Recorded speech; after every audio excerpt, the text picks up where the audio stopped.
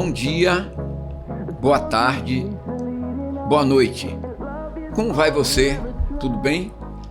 Se prepare para se emocionar junto conosco.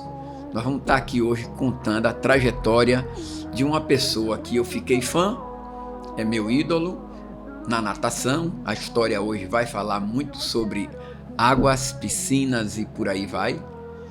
E eu queria começar perguntando: Jorge José Gonçalves de Sena. Por que Jorgito? Como foi que surgiu esse apelido? Bom, boa tarde, boa noite, bom dia, né? O apelido surgiu porque quando eu nasci, 19 de fevereiro de 1954, ao lado da nossa casa, estava também já morando um Jorge, que era Jorginho, e era anão. E aí minha mãe falou: não, meu filho não vai ser anão, meu filho vai ser Jorgito. E aí eu adoro esse apelido até hoje. Tem gente que conhece você por Jorgito e nem sabe que você é Jorge.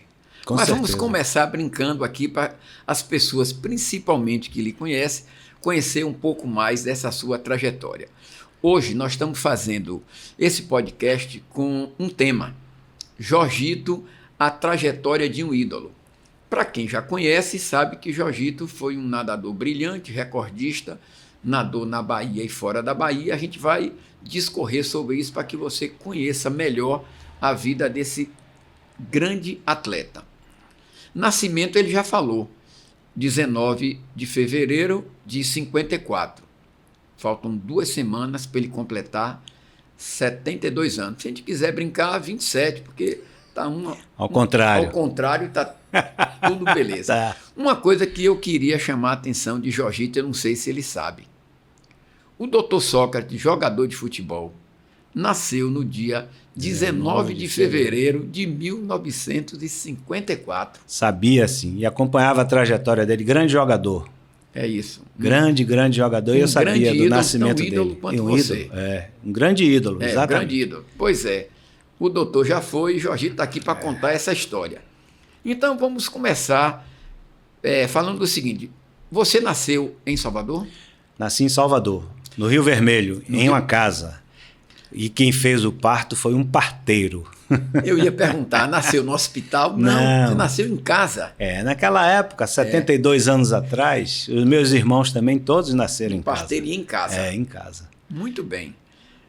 Sua família, Jorgito, o que é que você pode dizer? Pais e mães, e como foi o convívio inicial seu e no Rio Vermelho? No Rio Vermelho nós moramos, depois eu acho que 4 ou 5 anos, nos mudamos para a Barra, na casa de um avô nosso, que tinha uma casa grande na Barra, e eu já tinha mais 4 irmãos, 3 homens e uma mulher. Eu sou caçula. O convívio bastante harmonioso, tanto do meu pai quanto minha mãe. Aprendi muito com minha mãe, porque eu perdi meu pai muito cedo. Com 15 anos de idade eu perdi meu pai. Exatamente no dia da minha primeira competição de natação, que chamava-se competição de estreante. 12 de julho de 1969. Gratas recordações, e minha família continuou me apoiando, a família continuou ajudando, e eu continuei nadando. Eu só tinha 6 meses de natação quando aconteceu isso, mas eu continuei nadando.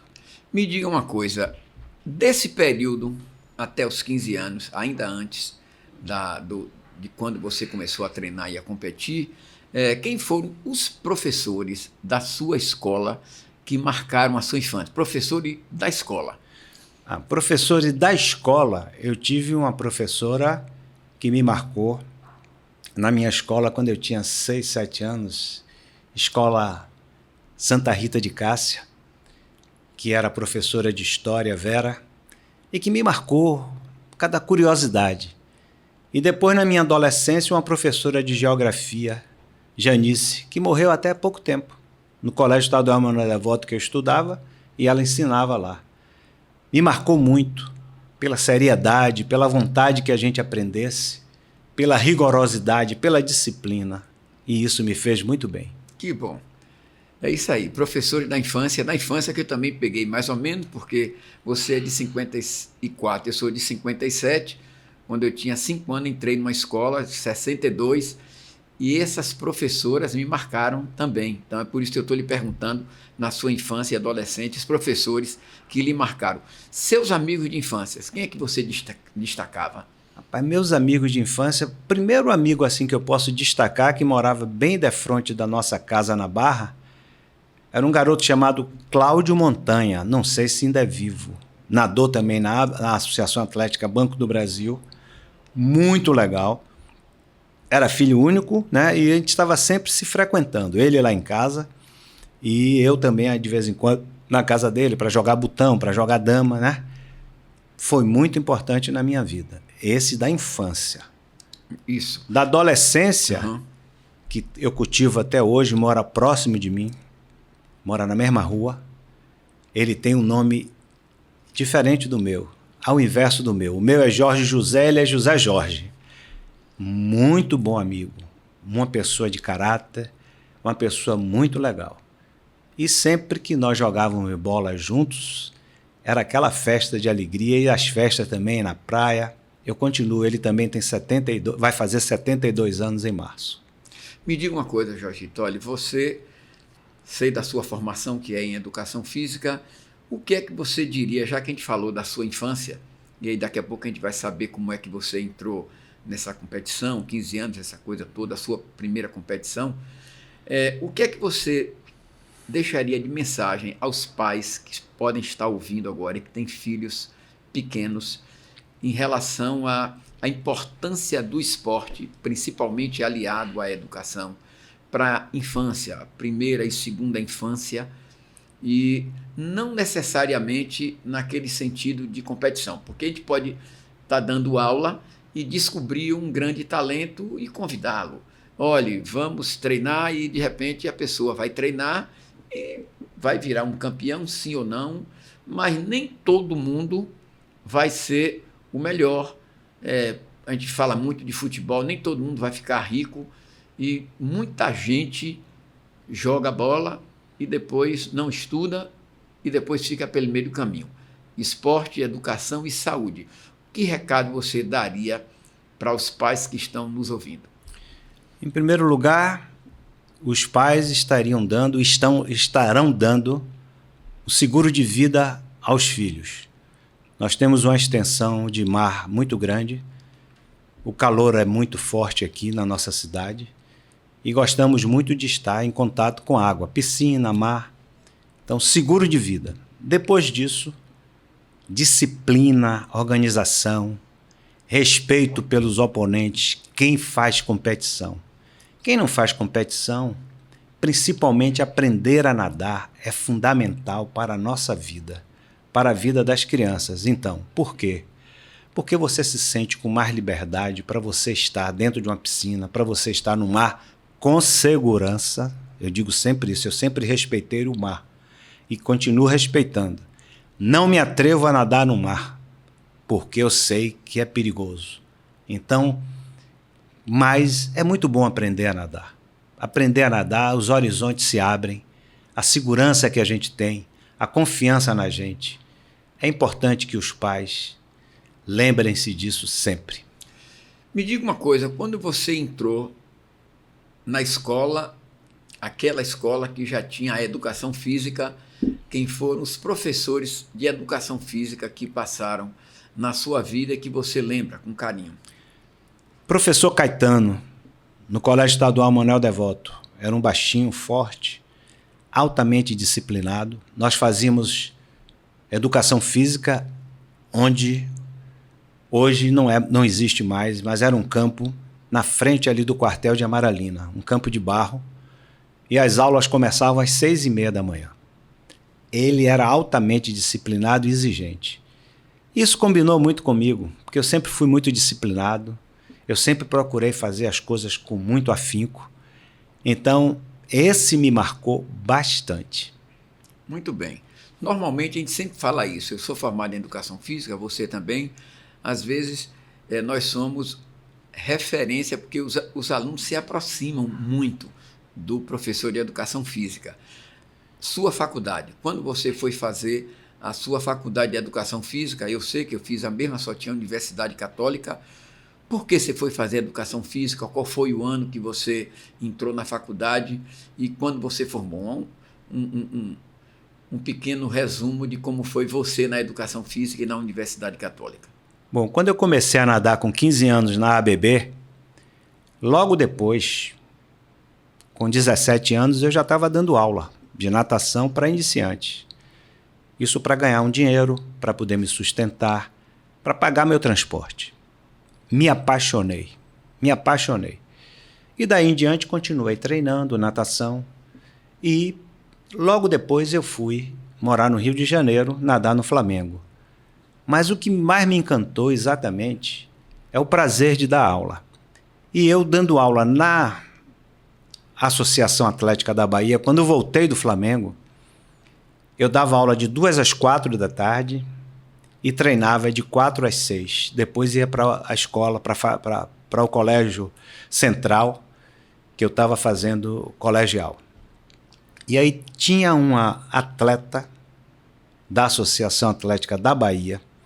Ela ficava esperando eu acabar de dar aula, como o grupo todo ficava esperando, para eles entrarem e eu também entrar para ser treinado, por Antônio de Renzo Filho. E ela me disse uma coisa que me encantou e me incentivou muito. Ela disse assim: Jorgito, você vai ser um grande professor. Eu estou te observando aqui antes da gente começar o treino e você vai ser um grande professor. Ela se chama Isa Trigo, muito boa nadadora de peito e que me incentivou muito. Eu já disse isso a ela e agora estou dizendo de novo. Obrigado, Isa. Me diga uma coisa, agora entrando exatamente nessa sua trajetória de nadador. Quando é que você se descobriu nadador? Como foi que você saiu, vamos dizer assim, você sabe, eu vim de Quaraci e a gente aprendia a nadar no rio.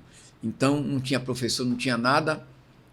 A gente tinha uma brincadeira de engolir uma piabinha assim, que disse que pulava e saía nadando, não tinha nada daquilo. Pulava e saía se afogando. Então, como foi as suas primeiras braçadas? Como foi que você descobriu a natação? Como você chegou para nadar? O que foi que lhe despertou a você nadar e competir? Na realidade, como nós morávamos na Barra, e a praia do Porto da Barra é uma piscina. Exato. E eu tenho mais 3 irmãos homens. Hoje apenas 2, porque um já desencarnou. Desculpe. E eles iam para a praia comigo também. E ali tem um cais, perto do Forte de Santa Maria. Isso. E daquele cais ali, eles me largavam ali, ou eu pulava e vinha até o rasinho. Mas era pouca coisa. 100 metros, talvez, 100 e poucos metros. Me batia todo. Mas me movimentava e saía do lugar. Nadar não é você nadar com técnico. Nadar é você se deslocar em cima d'água. Até embaixo d'água também chama-se natação. Mas aí eu fui nadando aos poucos e quando chegou no verão de 1969, quem mais me incentivou a nadar foi minha mãe. Por quê? Porque ela dizia assim: vocês não querem ler, não querem ver uma revista, um jornal, seu pai traz jornal, seu pai traz revistas, tem livros aí, e vocês ficam fazendo o quê? E isso me incentivou a procurar natação. E além do mais, de gostar de futsal, que na época era futebol de salão. Exato. E aí eu fui. Meus primos já nadavam lá, eu tinha 2 primas e 2 primos, e meu irmão Jerônimo também já nadava na ABB. Aí foi um incentivo para mim. Só que quando eu fui fazer o teste, eu adorei. O técnico fez assim: diga aquele menino ali que não precisa assassinar água não, ele está se batendo muito. Mas tudo isso foi um incentivo, graças a Deus. Senhor Carlos Cordeiro, de grandes recordações. Seu Cordeiro. Muito bem, então você chegou lá, ao invés de nadar, você assassinou a água. Exatamente. Olha você que está ouvindo isso, o ídolo começou assassinando a água, então presta atenção nesse detalhe. Foi ser descoberto logo em seguida. Primeiro clube. Associação Atlética Banco do Brasil, muito bem acolhido, eu me senti em casa. Acabava de nadar, era jogar sinuca, jogar ping-pong, xadrez, futebol. Então, para mim... Para quem é daquela época, a ABB ao lado da Associação Atlética na Barra. Na Barra. A ABB era um clube pequeno, né? O espaço pequeno, mas era altamente gratificante a gente estar lá. E eu era muito disciplinado e organizado. Eu comecei a nadar, uma curiosidade, eu comecei a treinar.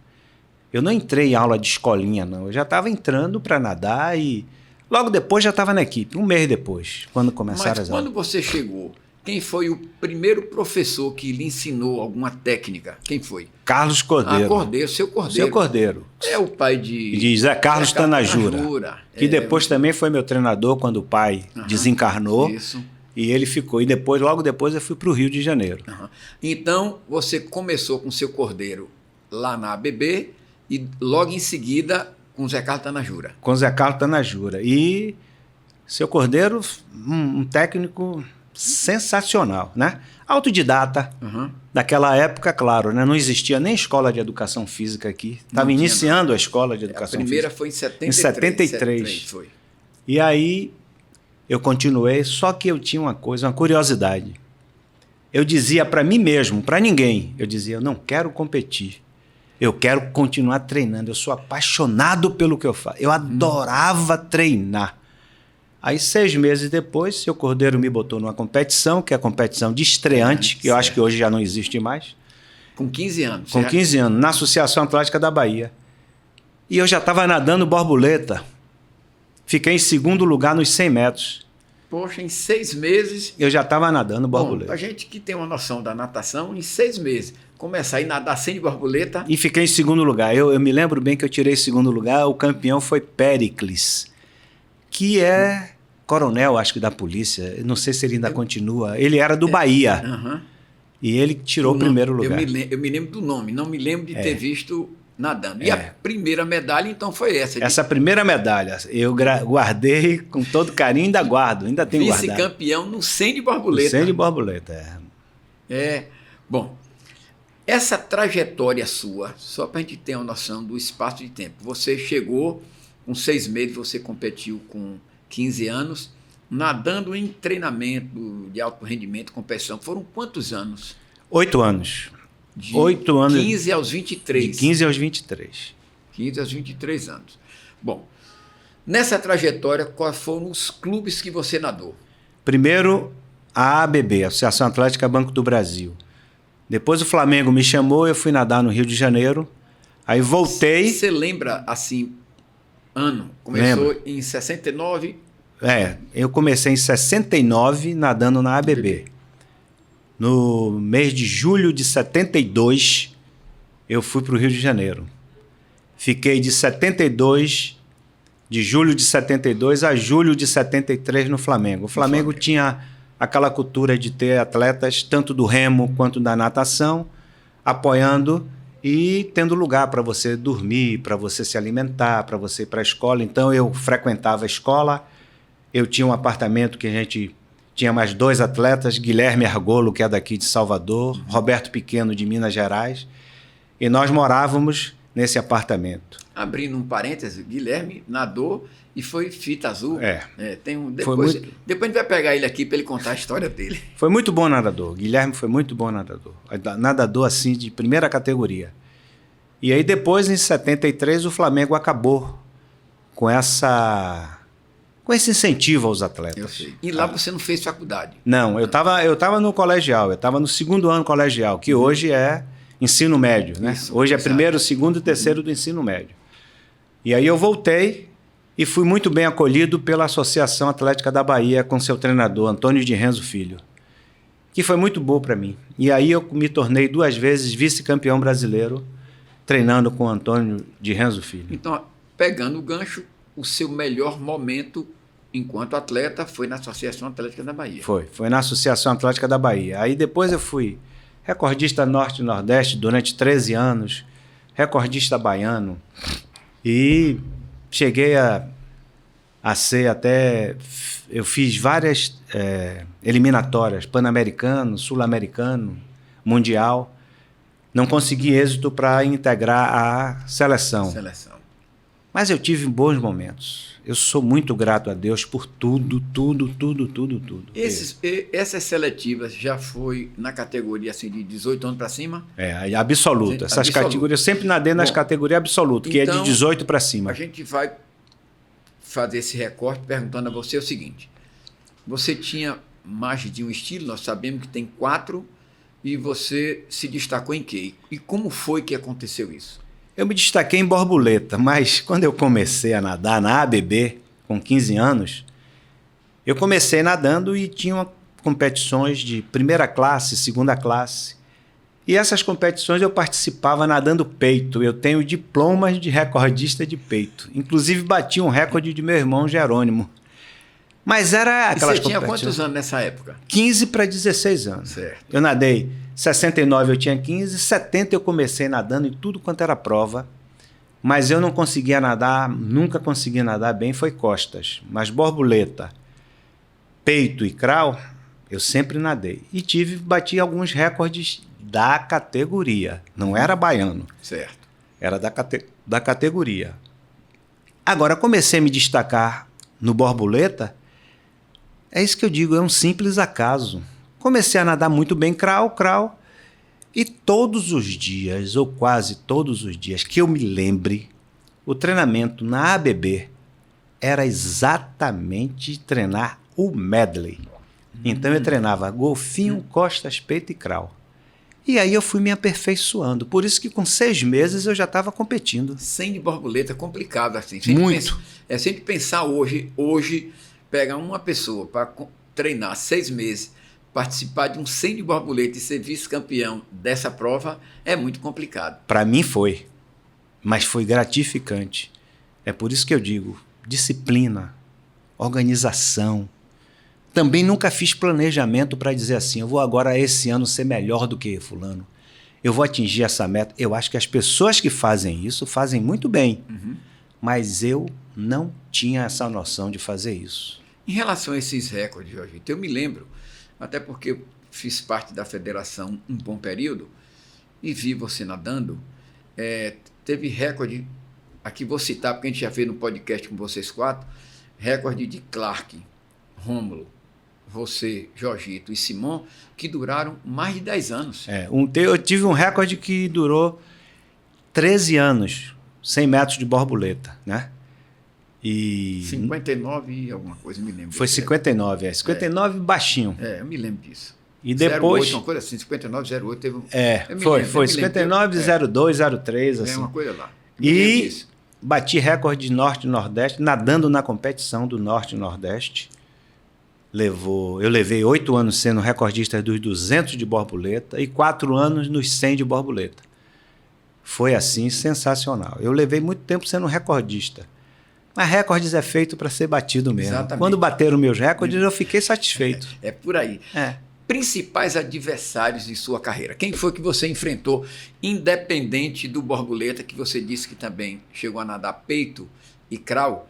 No peito, no crawl e no borboleta, que parecia que você não tinha adversário, porque quando nós estamos reunidos com nadadores da nossa época, aqueles que nadaram e viram você nadando, todo mundo dizia assim, não, Jorgito era absoluto em borboleta. Mas fora o borboleta, no peito e no crawl, quem foram seus principais adversários? Claro, incluindo o borboleta. Você lembra de pessoas assim que engrossaram o caldo, que você teve que fazer muita força e a chegada foi assim, apertada e por aí vai na época? No peito tinha Sérgio Silva também, Sérgio, que a gente chamava de Sérgio Preto, né? Na época não tinha essa coisa de racismo nem nada, ele grande amigo. Eu me lembro de Sérgio Preto, me lembro. E ele continua sendo meu grande amigo. Uhum. Ele mora no Paraná e Sérgio nadava peito, era meu grande adversário. No crawl ele também nadava bem, mas eu não tive assim um grande adversário no nado de crawl. Agora no nado de borboleta eu tive Pedro Amazonas, foi muito bom atleta. Saudoso Pedro Amazonas. Saudoso Pedro Amazonas. Bruno Trócoli também, saudoso Bruno Trócoli, foi muito bom. Esses dois eram meus grandes adversários. E eu admirava muito eles nadando. E quando eu comecei, eles já estavam nadando, já eram grandes nadadores. Mas eu fui aos poucos, ultrapassando eles, conseguindo conquistar várias medalhas. Esses foram meus dois, assim, no borboleta. E Sérgio Preto foi no peito.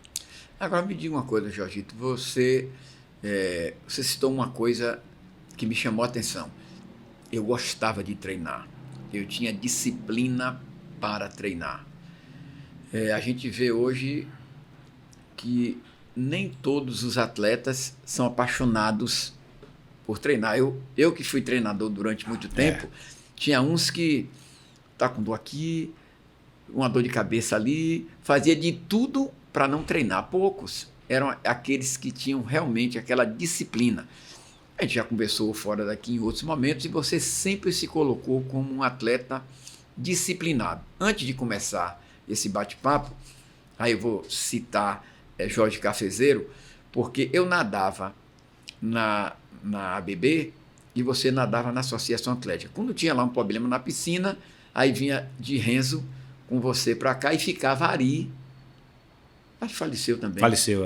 Ari, era o técnico da ABB. Na borda da piscina. Ari e de Renzo, a gente que nadava mais cedo ficava assistindo e você e Cafezeiro ficavam ali fazendo o que mais me chamava a atenção, séries de 50 de borboleta.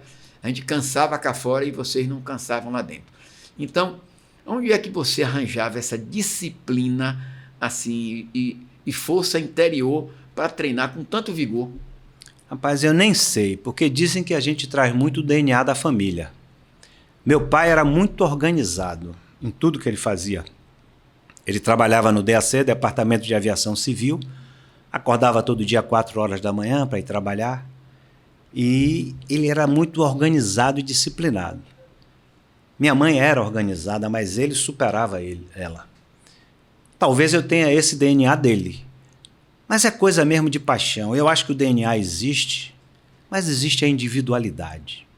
Então era coisa minha. Eu cheguei a treinar 14 quilômetros por dia, 7 de manhã, 7 à noite.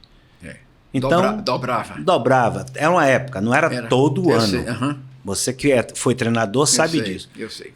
Mas eu adorava competir e adorava treinar. Antes de competir, eu queria só treinar.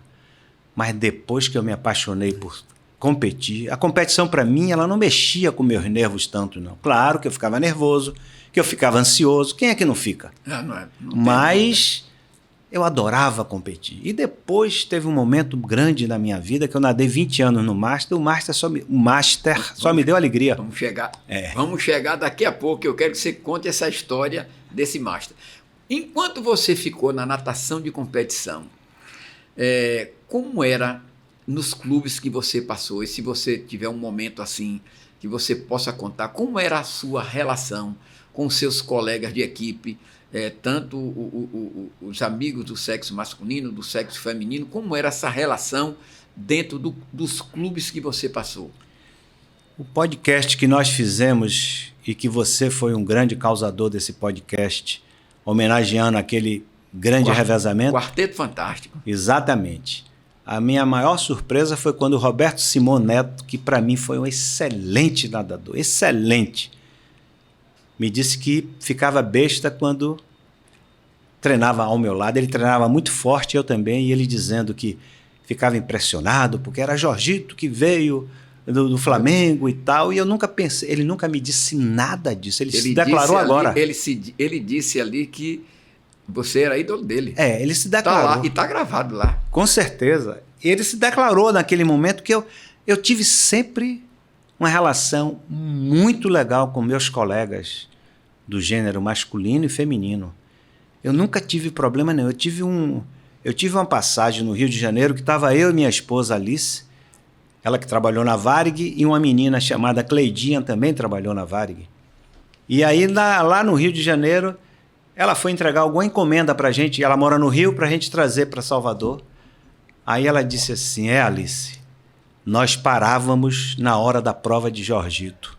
Todo mundo parava para assistir. Eu nunca pensei, porque nunca foi dito isso para mim. E eu não sentia isso. É a mesma coisa que tinha gente que dizia, você era muito forte, Jorgito. Eu nunca me achei, é sério. Mas... Não era pouco não, era muito. Mas a percepção... Vai estar passando aí umas fotos aí, você em pé ao lado de Renzo, Não era pouco forte, não. Era muito forte. Mas é isso que me impressiona, porque na época eu não pensava nisso, eu não achava nada disso. E as pessoas achavam. Mas eu achava que eu era comum, igual a todos os outros. Não, comum não era não. E não é até hoje, porque quem acompanhou na juventude, como eu também, porque eu fui assistir aquele Troféu Brasil, eu fiquei na arquibancada. Em janeiro de 1974. Janeiro de 74, mesmo tendo lá, estava nadando na BB, eu fui lá para ver vocês nadando, certo? E eu vi aquele feito maravilhoso, um revezamento, vocês 4 eram os recordistas da prova, ficaram em 4º lugar e conseguiram fazer aquele feito que rendeu aquela homenagem, levar 50 anos sem aquele feito ser repetido. Então, era um momento especial. Aquilo que foi contado lá naquele podcast foi tão emocionante que as lágrimas rolaram lá e foi uma coisa assim maravilhosa. Bom, eu queria destacar uma coisa, aí sou eu revelando o meu lado de fã, porque eu via você nadando e achava complicado nadar aquele negócio de borboleta e vocês, tanto você como o cafezeiro, voando baixo lá naquela água. Quando eu fui fazer educação física, e você formou 1 ano primeiro do que eu, mas eu adiantei algumas matérias e nós sentamos na mesma sala do professor Alci Ferraro. Salve, Alci. Eu sempre... Salve. Sempre grande professor, grande professor. Um dos responsáveis por criar essa escola de educação física ao lado de Miranda, ABC, Jorge Yokohama. Era um quarteto fantástico também. Exatamente. Que conseguiram nos brindar com isso. A escola que você estudou, eu estudei essa primeira escola. A aula magna foi 1º de março de 73. Foi ele que estava lá lutando por nós. Ele foi nosso professor de organização esportiva. Nós sentamos na mesma sala. Eu lhe conhecia, mas você não me via. Eu vou contar assim para você entender. Porque você era o ídolo. E eu era a plateia. Então, vai ficar... Aí nós nos aproximamos e eu sempre repito até hoje, daquele semestre que a gente passou juntos, houve uma afinidade, eu chamo assim de irmãos consanguíneos, porque de lá para cá a gente ficou muito próximos assim, com tudo isso que está acontecendo, e você está sendo o nosso primeiro podcast para poder a gente enaltecer os nossos ídolos. Com certeza. Não é à toa que a gente colocou esse podcast com o título de Jorgito, a trajetória de um ídolo. Foi ídolo naquela época e depois ninguém conhece mais.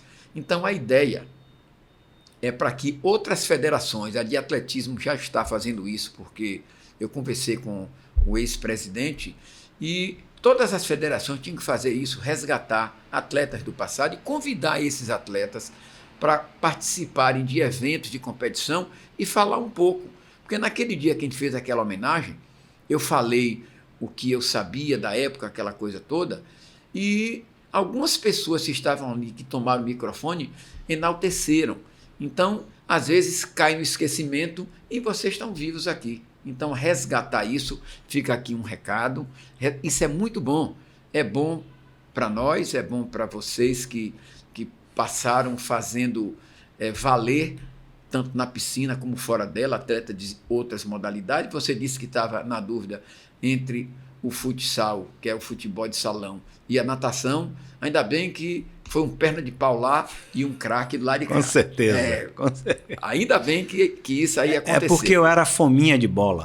E no Rio Vermelho tinham 5 campos de futebol, campinhos. Uhum. Ainda tinha praia, tinha rua.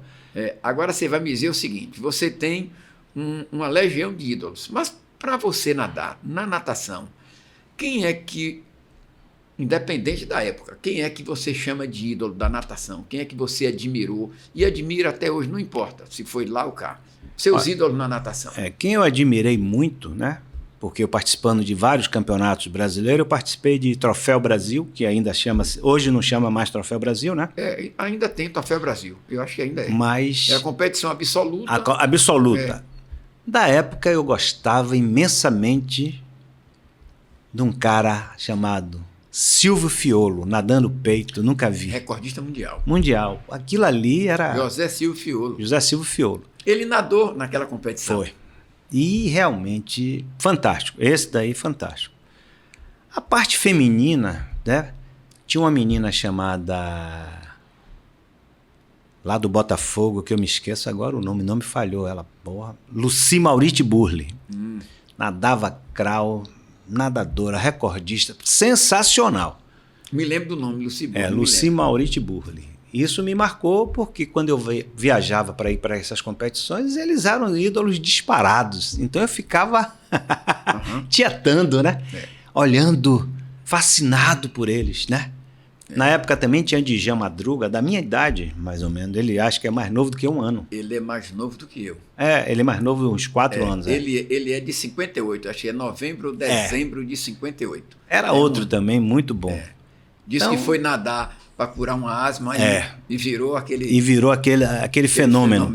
Agora, aqui em Salvador, Roberto Simoneto. Roberto Simoneto nadava 100 de crawl, 200, 400, 1.500. 200 de borboleta, 100 de borboleta, medley, 200 e 400. Fenômeno, para mim, fenômeno. Né? E ele confessou, naquele podcast... Que ele era nadador... De medley também ele falou. De medley, mas ele confessou que de Renzo botava ele, nosso treinador, para nadar 100 metros de borboleta para ver se ele ganhava de mim. Né? Era um desafio dele. Ele ganhou? Não ganhou. Ele mesmo disse que não ganhei. Mas ele também ele era especialista em outros estilos. Então, ele foi fantástico. Não, mas eu me lembro que era assim, eu olhava, quando eu ia olhar Simon nadando crawl, parece que as costas dele subiam assim, um tanto, ficava parecendo uma lancha assim, passando a sunga parecia. Fantástico. Cara, que negócio é aquilo ali? Fantástico. Esse menino, Simon, depois de ter parado muito tempo, foi nadar uma competição de absoluto aqui e acho que foi para o pódio. Ele já parado de anos e anos. Fantástico, fantástico. Ele realmente sério. Agora, o Jorgito teve família, constituiu família. Fale um pouco da sua família. Eu me casei em 85 com Giovana, né? E em 93 ela desencarnou, teve uma doença rara, uma doença que dá no pulmão e aí, infelizmente, né? E eu tive e tenho Rafael, primeiro filho, Manuela, segunda filha. Quando minha primeira esposa partiu desse plano espiritual para outro, Manuela tinha 10 meses, Rafael tinha 7 anos. E eu levei 5 anos cuidando deles, tendo algumas namoradas, mas cuidando muito deles.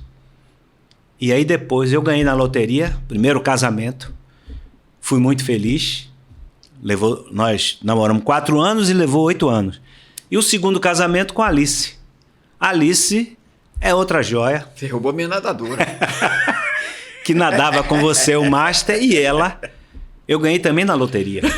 Então eu tenho a maior satisfação de dizer assim, que bom que todos se casassem e fossem felizes como nós somos. Como eu fui no primeiro e como estou sendo no segundo e que espero e tenho certeza que continuarei. São 28 anos de casado. Os meus filhos, que são filhos dela, né? Nós não tivemos filhos, nós dois. Exato. Chamo ela de mãe. De mãe, correto. Então... É isso aí. Pode tomar um... Cadê? Eu quero uma aguinha aqui para poder... Mas é isso aí, a emoção... Só agradecer. No começo eu falei, vai rolar emoção. Não tem problema. Mas só agradecer. Mas é isso aí. Agradecer a Deus. Mas tem que agradecer mesmo. E aí nós temos essa sorte, muitas vezes tem gente que fica reclamando de bobagem. Eu não reclamo. Só agradece? Só tenho a agradecer. Com certeza. Bom, passando da família, tinha uma outra família, agora a gente vai entrar no detalhe. A família da natação de Master. Então, um dia, você vai repetir, porque eu não me lembro como foi, você falou assim, eu vou nadar Master, mas eu vou agora me divertir. Eu quero viver, porque Master é saúde. Diversão. Me conte o que era viver o Master e nas suas palavras. Por que a competição, pelo que eu entendia que você falava, ficou um pouco de lado para dar espaço para uma vida mais saudável? Como foi o Master na sua vida? Porque, na realidade, eu parei de nadar com 23 anos, em 1977. Em 1985, Isso. Em dezembro, 28 de dezembro de 85, a Federação Baiana intitulou uma competição de veteranos. Foi só um dia, o calendário já tinha se esgotado, já tinha parado, e nós fomos nadar na Associação Atlética da Bahia. Eu estava lá. Você estava lá e você sempre fez parte da arbitragem maravilhosamente bem, junto com o Sérgio Silva. Exatamente. Sérgio também nadou nesse dia. Nadou, né? Nadou Sérgio, você, Walter. Isso, né? Valquíria, Jerônimo, né? E aí, a natação master aconteceu. 85. Afonsinho era meu atleta. Isso, Afonso Perigoso. Em 1986, nós participávamos das competições, no intervalo de algumas provas. Dentro da federação. Me lembro disso. E aí, nós nadávamos uma ou duas provas, porque era muita gente no Master. Era sensacional. Mas em 1987, fizemos uma reunião no Yacht Club e fizemos o primeiro presidente da Associação de Master, na Associação de Nadadores Master da Bahia, AMBA. Primeiro foi Noemário. Segundo foi Marília. Terceiro fui eu. Depois foi Cid. O quarto foi Cid. O quinto foi você, dobrando. Depois veio o Renato. Depois veio Calazans. Calazans. E depois Renato. Mas o Master, para mim, era o seguinte: eu ia competir sem o compromisso de ter que competir e ganhar. Isso. Quando eu era atleta de alto rendimento, eu tinha a obrigação comigo mesmo. Eu queria que você desse esse recado pro nadador Master, porque assim, você vive saudável, sem aquele estresse, a idade também já não comporta. Por exemplo, vou citar aqui o nome de Caria. Esse ano ele é 89, porque desde 1º de janeiro já é. Aí vai pegar um senhor desse para se jogar na piscina e competir como era. Não. Aí, como é que você fala sobre essa parte de saúde, de tirar o estresse, e a natação de marcha ser uma coisa mais para alimentar a saúde do que o efeito de competição? Porque nós já vimos, se eu não me engano, você estava presente em Pernambuco, um atleta do Rio, Fluminense, falecer dentro d'água. Nadar uns 50 de peito, se não me engano. E era muito bom atleta. Chegou do outro lado, força, e o pessoal, calma. É essa calma que você sempre pregou. Porque na realidade, né, a natação master para mim foi um bálsamo de eu retornar a um local que eu sempre gostei, competir, nadar. Então, eu apenas treinava 1,5 km para competir. E competia geralmente 50 livre e 50 de borboleta. E os revezamentos que me colocavam. Então, eu ia totalmente descontraído. A minha função ir para o Master, primeiro viajar, era para conhecer ou depois reconhecer o lugar que eu já participei antes. Uma cidade que eu já fui, Rio de Janeiro, São Paulo, Minas Gerais. Então, para mim, era uma satisfação. E eu não levava esse compromisso de competir e ter que ganhar. Não levava esse compromisso. Primeiro porque eu pagava a minha passagem, minha hospedagem, minha alimentação. Então, eu não tinha compromisso com ninguém, eu tinha comigo mesmo. E a coisa se tornou muito livre, muito assim, suave para mim. Agora, também na minha época, eu não gosto de falar da minha época, eu gosto de falar de alguns anos atrás, porque na minha época parece que eu sou dinossauro. Eu tenho 72 anos e eu me considero velho. Tem gente que não gosta que diga isso não, mas quer que tem velho? Eu sou velho, sou experiente, sou idoso, sou tudo. Não tem problema nenhum. Tá aí vivo, firme. Mas aí, esse comprometimento era comigo. E tinha gente que me perguntava, você só vai nadar essas provas? Eu fui para o Campeonato Mundial na Inglaterra, só nadei essas provas. Então, na realidade, o Master é diversão. Pronto. E você sabe disso quando você foi presidente do Master, fez dois Eram 2 anos. 2 campeonatos assim, sim, foi. Campeonato de inverno, depois teve festa de São João e depois o campeonato de verão, lá na Associação Atlética da Bahia. Senhora festa. Então, alegria, leveza. E eu sempre gostei disso. E eu espero que os nadadores que hoje estão participando de Master, alguns até ex-atletas meus, que procurem viver suavemente.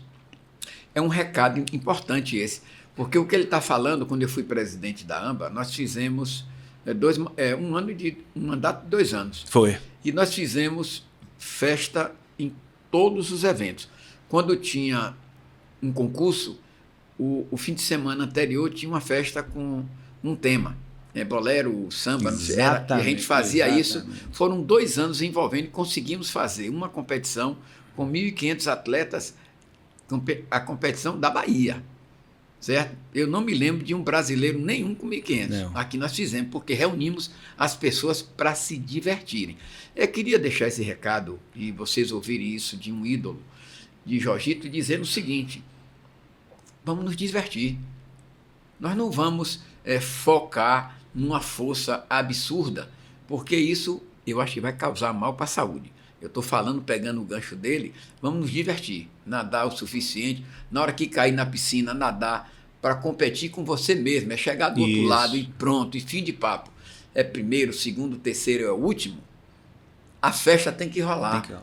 E a alegria tem que permanecer. Então esse recado, eu fiz questão que você falasse e está dando esse recado para o Master, para que quem está na frente da natação de Master promova mais o congraçamento entre os atletas e o divertimento entre todos eles. Mas eu queria lhe fazer uma outra pergunta. Desculpe, mas você falou muito bem isso, Dedéu. Porque hoje eu não acompanho mais as competições. Porque já estou em outra vibe. Uhum. Mas eu soube que muita gente nadando com trajes tecnológicos, treinando muitos quilômetros por dia. E isso, para quem tem acima de 50 anos, 60 anos, 70 anos, não é legal. Olha o recado. Isso aqui é para te dar um recado. Atenção você, Master, que já está de meio século para cima. Vamos tirar o pé do acelerador, vamos cuidar da saúde, vamos nos divertir. E quando cair para brincar um com o outro, chegar do outro lado, cumprimentar, se abraçar e festejar. Nada de exagero, porque isso pode custar caro lá na frente. Me diga uma coisa, um exemplo, todos os atletas, e eu vou citar alguns conhecidos de quem está nos ouvindo, alguns que a gente viu, Ronaldo Fenômeno, era um atleta esguio forte, hoje ele está fora de forma, está enorme. Branco, no lateral esquerdo, parou de jogar, e eu vou lhe fazer uma pergunta. Você parou de competir, parou de treinar, mas o seu corpo ficou, considerando a idade, um corpo atlético. Independente de qualquer coisa, e eu não vejo você nadando, mas todas as vezes que eu consigo passar na orla, às vezes eu estava indo eu moro na Graça, e passando por ali na Barra, você estava andando para um lado e para o outro, e a gente desenvolveu um hábito de vez em quando se encontrar e andar. Você deixou a natação e está andando, ou seja, você não parou de fazer uma atividade.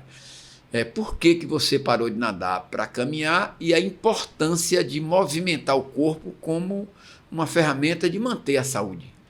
Em primeiro lugar, a natação, ela deixa um pouco de estresse para a gente assim. Você nada contando azulejos na piscina. E aí você tem água fria, água quente, né? Mas não foi por isso. Não foi de jeito nenhum. Mas eu digo assim, tem um certo estresse. Para mim não era estresse. Para mim sempre foi prazer. Uhum. Mas depois de um certo tempo, eu estou com 72, e há uns 10 anos atrás, 61, 62 anos, eu desenvolvi. Eu digo que a doença não é minha, não, que eu não tenho doença, não. Essa coisa de dizer, eu estou assim, eu estou... Não. Desenvolvi uma tendinite e uma bursite nos 2 ombros. Elas se apaixonaram por mim, eu me apaixonei por elas e convivo muito bem com elas. Mas eu não consigo nadar, porque me dói muito os braços. Me dói muito. Eu posso nadar, aí começar a nadar 100 metros, 200 metros, muita dor. Aí depois, devagarzinho, eu vou aquecendo a musculatura, tudo bem. Mas hoje eu vivo fazendo um pouco de fisioterapia. E o fisioterapeuta insiste que eu tenho que fazer academia, que eu tenho que fazer musculação. É uma das coisas que eu preciso me educar, porque eu detesto academia, detesto musculação. Mas tenho que fazer porque eu sei que a gente perde massa muscular. E eu perdi massa muscular por causa da idade, 72. Mas me sinto bem, estou bem, mas para eu competir, não posso competir, porque eu não vou aguentar nadar em alto nível como eu nadava, mas eu também, no Master, nunca nadei em alto nível, não. Eu nadava o que eu podia. Pois é. Mas eu faço minha caminhada, eu faço meus exercícios quando eu chego em casa, no play. faço meu peso, meu halteres, tenho que fazer, vou fazer, mas daí na academia, eu sei que você gosta, você vai, mas eu ainda preciso me educar para eu ir, viu? Não, eu quero dar um recado aí que ele está falando. Aí, eu não gosto, eu vou. É diferente. Eu tenho 14, uns 15 anos fazendo musculação orientado por um colega nosso, mas eu fui como se fosse um remédio daquele amargo. Sim. Aí eu vou e faço, e realmente, nesses últimos 15 anos, praticamente, eu sinto o efeito positivo. Na realidade, a gente já está aqui chegando meio que no fim do nosso bate-papo, e aí eu vou puxar você um pouquinho também para a gente falar um pouco sobre esse cuidado de como envelhecer, porque você envelheceu, como você está falando, está chegando aos 72 anos, mas bem, o seu corpo está rígido, você consegue fazer sua caminhada tranquilo, está fazendo o seu peso, você está dizendo com a dificuldade em relação ao ombro e à natação, mas isso, né, foi desenvolvido também nos treinamentos de alto rendimento, que eu sempre classifico assim, ó. Se você ligar um aparelho de som num volume baixo, ele vai durar a vida toda, que seria você manter atividade física regular. Se você botar o volume todo, uma hora aquela caixa vai dar um problema. É o que o atleta é trabalhar no seu limite máximo, e vira e mexe você vê um atleta, a gente vê mais do futebol, né? Toda hora tem um no lesionado. Porque faz tudo no limite. É natação, futebol, corrida, e aí tá um se machucando, o outro se machucando, porque treina forte demais. Compete, ganha medalha recompensadora, tem gente que fica rico hoje no esporte de uma forma absurda. Os salários, vai trazer um atleta de fora para cá, o salário deles 6 milhões por mês. 6 milhões por mês?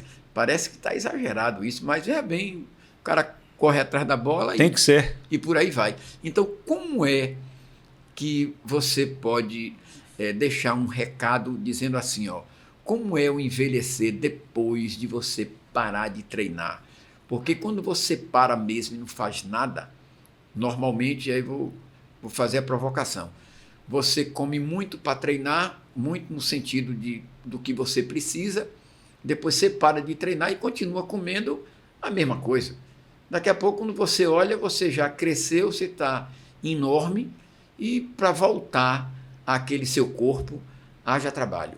Então, como é que você poderia deixar um recado para quem está lhe ouvindo agora, porque vai estar ouvindo esse bate-papo assim super interessante?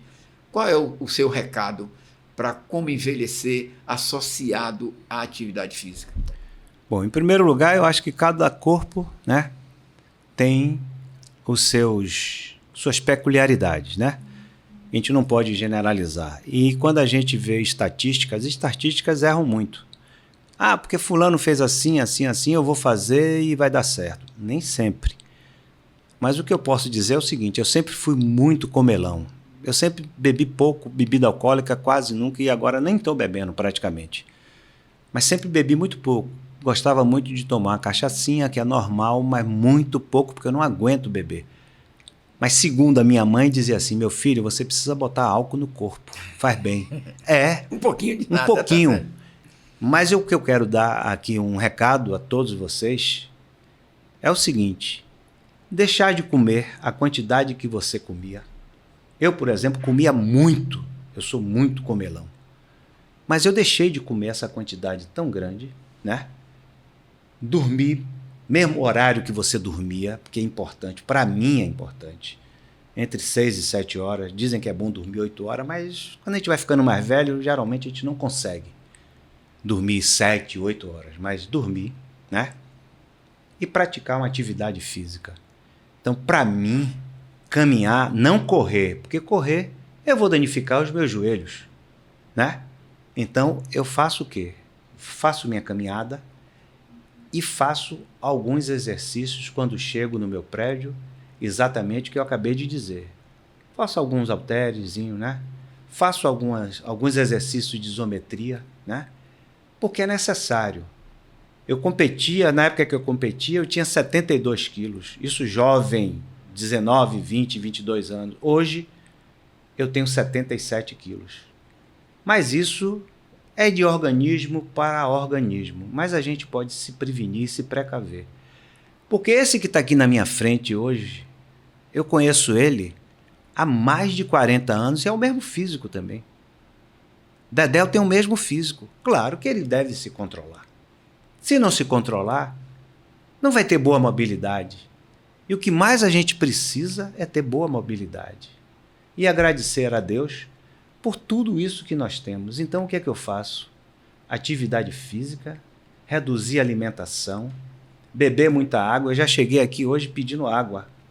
Beber bastante água, porque o velho, o idoso, o experiente, ele não sente sede. Então, ele tem que beber água, mesmo que sem sentir sede. E fazer atividade física é muito gostoso. Eu mesmo adoro. É esse o meu pequeno recado. É um grande recado.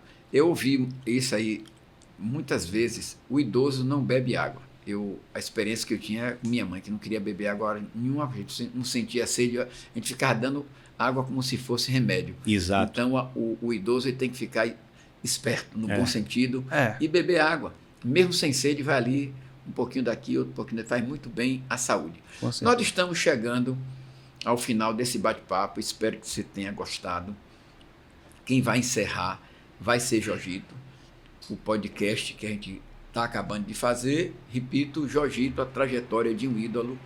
E eu espero que a gente possa ter outros ídolos na época dele, antes dele, que esteja vivo e que a gente possa mostrar para vocês que a nossa memória parece que é curta. Todo mundo fala isso, mas é bom que a gente dê um giro nesse negócio e possa pegar as pessoas que estão vivas e que foram brilhantes no seu período de juventude, e nós estamos falando aqui de esporte, atletas que foram renomados, recordistas como o Jorgito e assim por diante, que caíram lá no baú de esquecimento, e a gente precisa abrir essa memória nossa e reverenciar todas essas pessoas.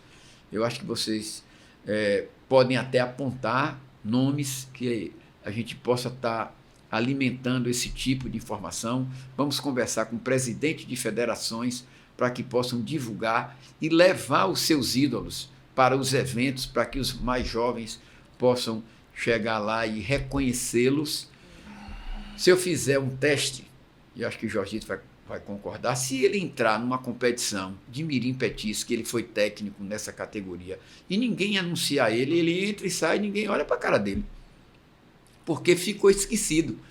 E a história dele é muito bonita, as outras pessoas que nós citamos aqui, e nós vamos tentar reerguer essas pessoas, no sentido de torná-las visíveis novamente, porque estão invisíveis. A gente precisa dar visibilidade e contar a história de todos eles, na medida do possível, contando com as federações, porque as federações têm lá nos seus arquivos quem fez o quê, ver quem é que está vivo e a gente fazer a divulgação desse. Eu vou ficar por aqui e vou pedir a Jorgito que faça um encerramento desse papo nosso super interessante.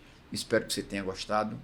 E aí, quando você assistir isso, passe para o outro. Vamos divulgar. Vamos fazer com que os nossos ídolos não fiquem no esquecimento. Muito obrigado por essa oportunidade de estar aqui com você. Para mim é uma honra, um orgulho muito grande e que isso sirva de exemplo para os outros. Obrigado, Dedéu, mais uma vez. Eu acho você fantástico. Não estou aqui jogando confete, não. Você sabe disso, que a nossa amizade é como se realmente fôssemos irmãos consanguíneos. Não somos consanguíneos, mas nós somos de coração. Entendo. Eu acho que não precisa só reverenciar o ídolo, não. Aquele atleta que fez história. Aquele atleta que fez história, que ganhou 2 provas, 3 provas, e continuou nadando, né?